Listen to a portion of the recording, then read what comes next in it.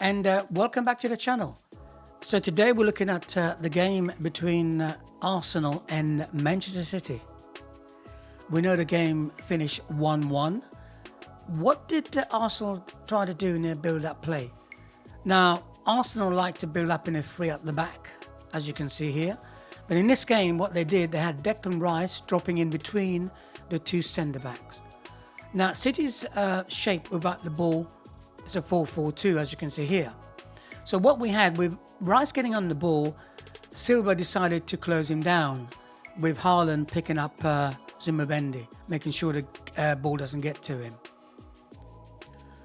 Arsenal found it difficult to get through the line, so what they did, they dropped both of their midfield players, which is Zubimendi and Rice, in between the back four. City stayed in the same shape, a 4-4-2 shape, as you can see, but they had both the two players up top marking. One's marking Rice, which is Silva, and the other one marking Zubimendi, which is Haaland. And Arsenal still found it very hard to come out. So when the ball went back to Reina, and what you had the two front players for City, one was pressing one of the centre backs, and the other one was basically, I know they call it cover shadow, bending around to make sure that the ball doesn't bend in their run, that is to make sure the ball doesn't go to the other centre back. So what Arsenal then did when they had the ball, the two central midfield players just moved out, as you can see here. That prompted the two central midfield players for City to mark them. So Declan Rice and Zubimendi was now being marked tight by the two central midfield players of City. So they had to find a solution, and it requires movement, and Arsenal were very good at that, making their players move around. And what they did, they brought in their left back inside to form a double pivot alongside Marino, as you can see here. That left them, they found a space to get the ball to them, as you can see. But they still found it hard. They were lucky. They were successful in certain times to get out, but City were very good stopping them from playing for the middle. Second half, a different story. Now, we know that Arsenal dominated possession in this game, but the second half, what Arsenal decided to do, to bring two players on, they brought Eze on. Now, Eze came on just to play behind the centre forward, Gyökeres. And that's what Arsenal did. And the other thing, of course, which Arsenal did here was to play with one pivot. So he still basically dropped back in the middle of the park, as you can see, to pick up the ball there.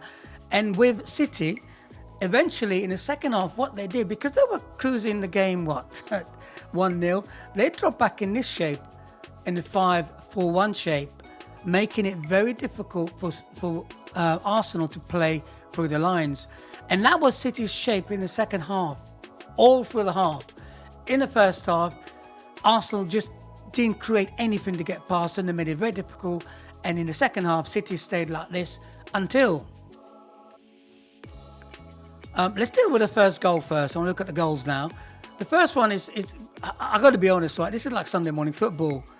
Look at so many players pushing to trying to win that ball in City's half, and City managed to find a way out, and so we know what happened. They scored the goal.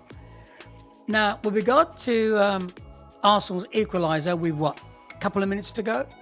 If you look at this caption here, I know on TV the pundits were saying the back four, they should stay where they are.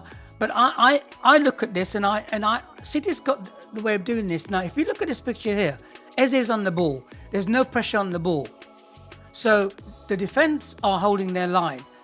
But you're always going to get a run, either a third man run or a player makes a run, stays on side. If the ball's delivered, he will get the ball and score. And, well, will score. In this case, he did. So what should really happen, the nearest player is probably Silvino. He should put pressure on that ball, stopping Eze from playing it. But there was no pressure on the ball. So if there's no pressure on the ball, they got good possession, you got to drop off. You can't hold your line there, you got to drop off. Because look at the two forwards there. It's quite clear where the ball was going to go. And I think some of the punters got this wrong. I think one punter got it right. And he basically said, look, when they've got good possession like that, you just got to drop back together as a unit. So then you don't allow the runners to make a run behind you. If you've got pressure on the ball, you can hold your line or you push up. So no pressure on the ball, you have to drop off. Anyway, that's it from me. I'll catch you in the next one. Peace and out.